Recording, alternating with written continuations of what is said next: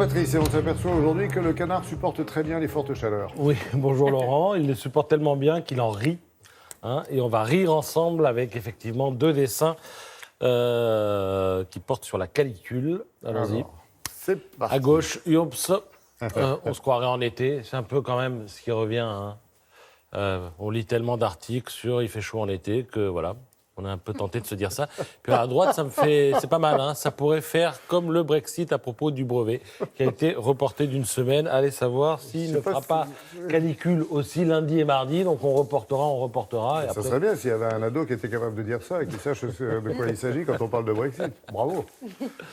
Alors, autre thème qui inspire les dessinateurs, les relations entre l'Iran et les États-Unis. Vous savez que ça se parle mal en ce moment, qu'il pourrait y avoir une guerre.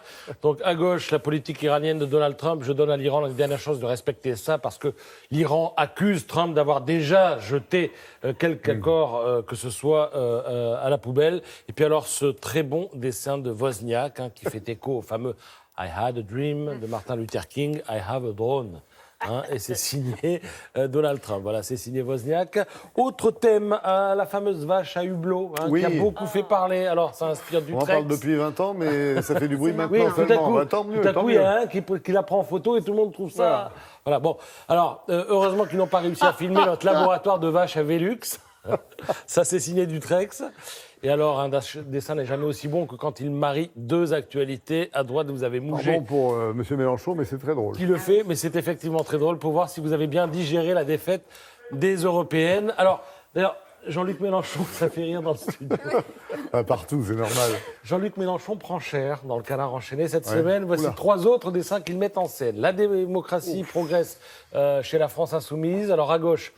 dessin de Dutrex, dans un souci d'ouverture. Chaque sensibilité du mouvement sera représentée par un de mes hologrammes. Pam, ça se ressemble un petit peu quand même. Au milieu, je vous présente le nouvel organigramme de la France insoumise. Moi, vous. Voilà. Vous savez que pas mal de personnes se sont demandé au sein de la France insoumise s'il fallait que Jean-Luc Mélenchon démissionne. Et il a dit, mais pourquoi je partirais? C'est moi qui ai fondé la boutique, etc. etc. Terrible. Puis le troisième dessin est terrible. Terrible. La France insoumise, oui, mais derrière moi. Très et là, Staline, bien sûr. on est, c'est Kim Jong-un, on va pas se mentir. Oui, ou voilà. Staline, ou autre Staline, dictateur. ou un Mao quelconque, enfin bon, voilà. Ouais. On n'est pas dans, l'expression, l'incarnation de la démocratie. Ça, c'est fait. À travers ce dessin qui est signé Kiro. Voilà, donc, grosse fournée du Canard enchaîné. Voilà, et encore, je ne vous ai pas tout montré, parce que parfois, il y a des choses. On va laisser un peu des surprises pour les lecteurs. Alors, spéciale maison, ce soir sur France 2 à 21h. Ce soir-là et les jours d'après, téléfilm qui revient sur les attentats du 13 novembre, avec Sandrine Bonner qui campe le personnage d'Irène, qui est une voisine du Bataclan, de la salle de concert, et qui prodigue les premiers soins à des blessés le soir de l'attentat. Alors, il y a une page intéressante dans Le Parisien ce matin, parce que vous savez que ce téléfilm, lorsqu'il a été annoncé par France 2 qu'il serait fait, certains avaient demandé à ce que France 2 renonce. Il y a eu 350 000 signatures. Et puis finalement, on a consulté les associations de victimes, elles ont donné leur aval, et très rapidement parce qu'on a fini, mais je vous conseille de lire dans Le Parisien cette page, parce que ce sont des gens victimes, des rescapés du Bataclan qui témoignent et qui finalement, globalement, ont plutôt beaucoup apprécié le film. Donc à voir ce soir sur France 2, 21h. Nous suivrons vos conseils. Merci beaucoup, Patrice.